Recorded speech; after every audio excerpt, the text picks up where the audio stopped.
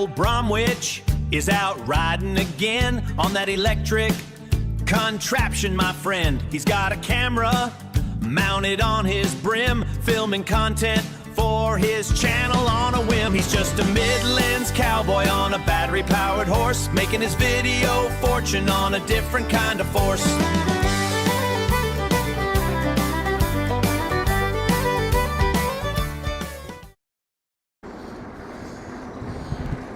Good afternoon, folks. A bit breezy, so I hope you can hear me.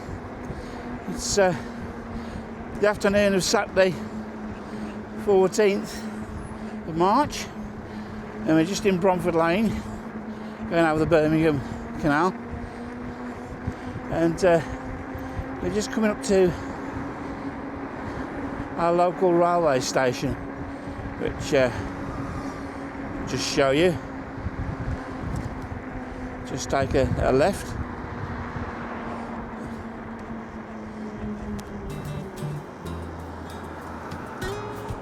So we're just coming into the car park of the Sandwell and Dudley railway station. So yes, the building in front of us is, as you can see by the sign, Sandwell and Dudley railway station, which serves obviously both Sandwell and Dudley. And it's a station on the West Coast main line that links London to Glasgow. And the station in its current form opened in 1984. In 2024 there were just over 1 million journeys started or ending at the station. It's mainly served by the West Midlands Railway, which provides local railway services to Wolverhampton, Birmingham and all the local stops. It's also served by Avanti West Coast mainline services, which go down to London and up to Glasgow. Basically takes between 10 and 14 minutes to travel to Birmingham New Street via train, and if you're travelling to London it can be as quick as 1 hour 40 minutes, dependent on whether there are any leaves on the line or hold-ups or crew shortages. The train just coming through, as you can see, just coming over the bridge on Bromford Lane now.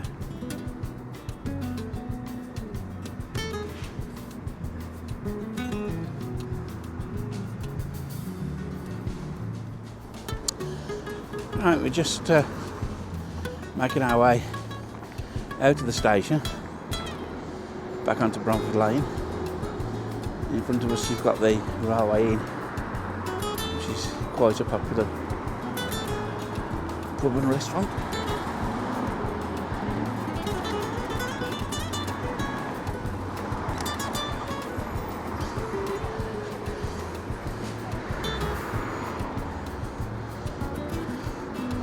Just have to wait for people to get on the bus. So we're just making our way up Bromford Lane, following number 4M. And Bromford Lane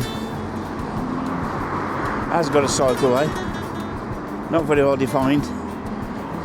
Again, down to Sandwell Council not really being too bothered about cyclists. Really do need to get their act together compared to other towns around the country. They very poor when it comes to cycleways and segregating pedestrians, cyclists and traffic. But that's the mindset of Sandwell Council.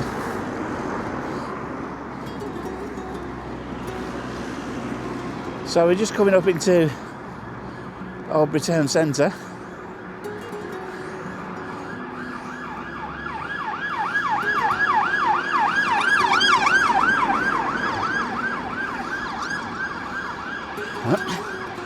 It's all kicking off somewhere.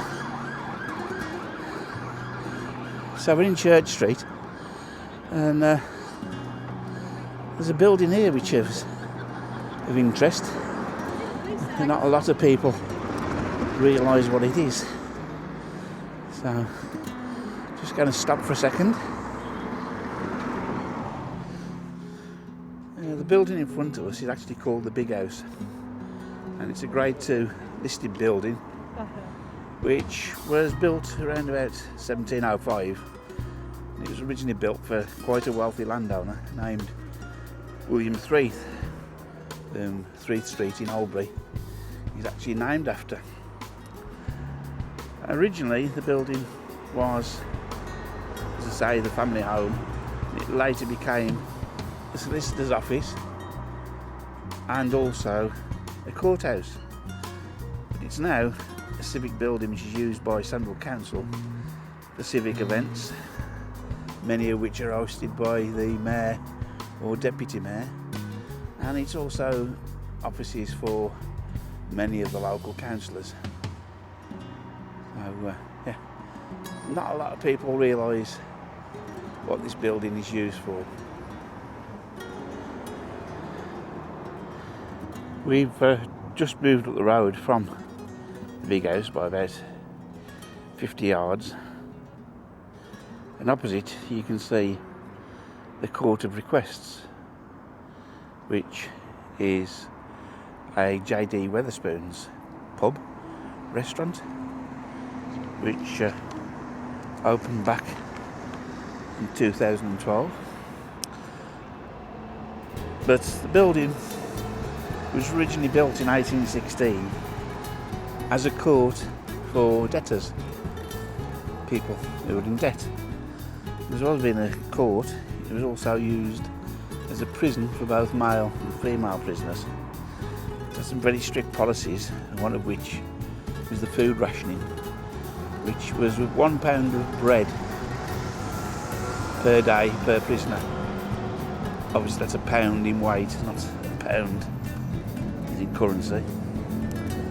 After it closed as a court, it later became Oldbury Public Library, but then the library was moved to a new location, and since moved again it's now in Sandwell Council House, and it became J.D. Wetherspoon's pub back in 2012. So we're just coming into Oldbury Town Centre. That's the White Swan Public House. Flags are out for an event which was held in the Civic Square earlier today.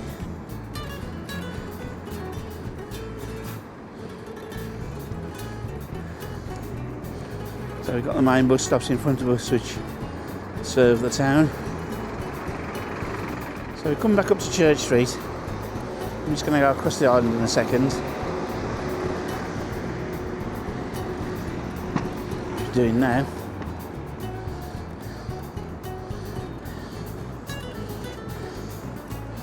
And we're going to turn off in a second into the Civic Square.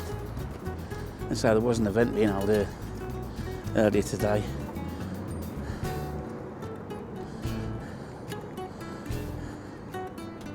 So we're now in Oldbury Civic Square.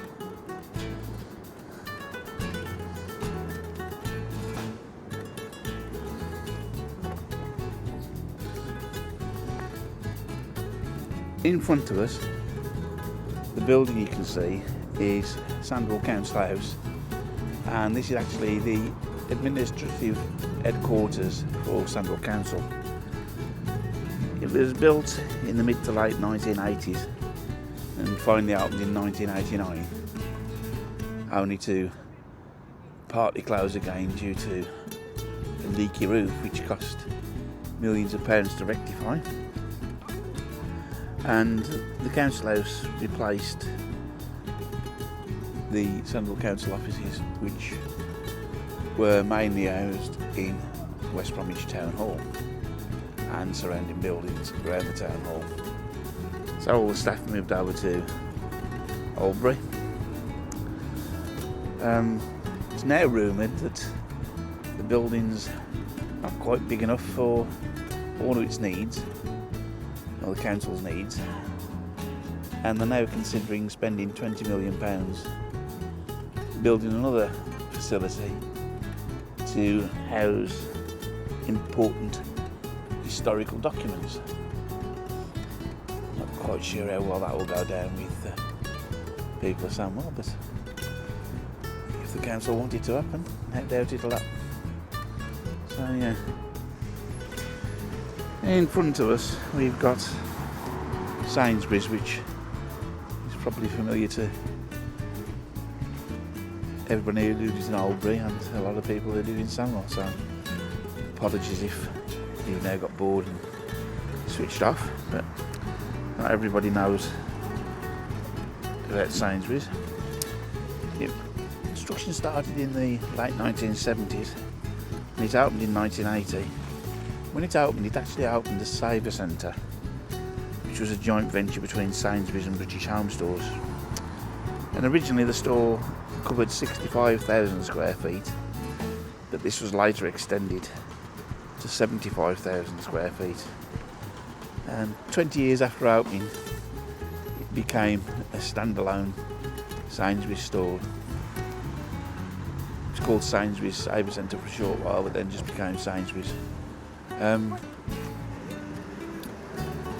Obviously, British Home Stores no longer part of the British High Street, unfortunately.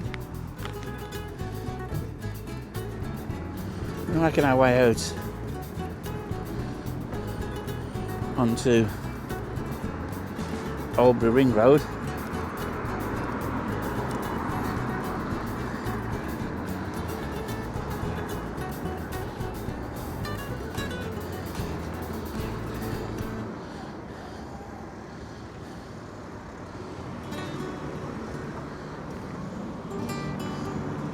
And on our left we've got Oldbury Green Retail Park, which along with Saver Centre is a very popular destination. Had an Aldi open early in 2025, and then towards the end of 2025 the range took over what used to be Homebase's store. So as you can see, Oldbury Green Retail Park is a very popular destination on a Saturday afternoon. Plenty of people come to visit, do the shopping. Oldbury was once part of Alzey in the county of Worcestershire. It became one of the 6 towns of Sandwell when Sandwell was formed in 1974 as a metropolitan borough. And if you take into consideration all of the wards, including Bristol, Langley and Old Warley, the population of Oldbury is just over 50,000 people. Another little known fact about Oldbury is that the first branch of Lloyds Bank in England opened in Oldbury back in 1864, and the building is still standing, but the bank itself finally closed in around 2005-2006. But if you watched my video regarding Wednesbury banks closing in Sandwell, in fact in all of England, seems to be a bit of a running theme at the moment. We're now making our way back down Church Street and out of Oldbury.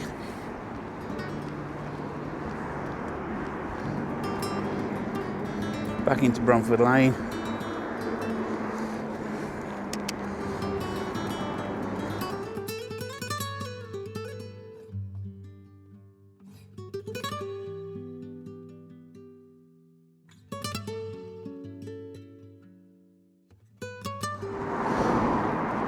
We're now in Oldbury Road, making our way along Oldbury Road back towards Ritz Green area of West Bromwich. So yeah, I hope you found the video of some interest. Hopefully you did. If you liked it, hit like. If you didn't, tell me why not. It all helps. And if you're not subscribed to the channel that you're watching, then why not think of subscribing? It doesn't cost you anything, and it does help the channel, and it gives me some incentive to make some more of these videos. Probably going to try and vary it a bit as the summer comes up. There won't all be videos of me out on my bike. I do go down to the south of England a lot visiting family, so there may well be some videos on of visits down to the south or other areas I visit. Anyway, I hope you enjoyed it. Thanks for watching, folks. Take care, and I hope to see you soon. Bye now.